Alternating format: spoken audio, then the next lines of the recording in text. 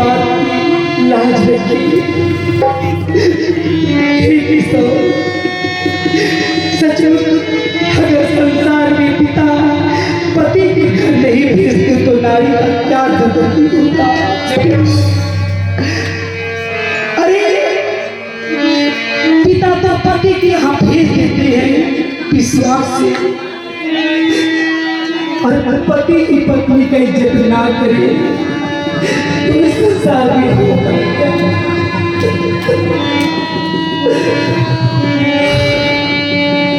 कृष्ण भगवान कहते हैं जब जब नारी पर अत्याचार होगा तब तक अवतार होगा। जय हो।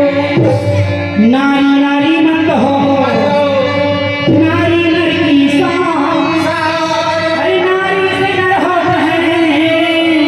रूप हे द्रौपदी, मैं तुम्हारे अर्जुन को समझाया हूँ कि जब जब नारी पर अत्याचार होगा तो मैं अवतार हूँ। जय हो। अतः बात न सुन के नारद जी राज्य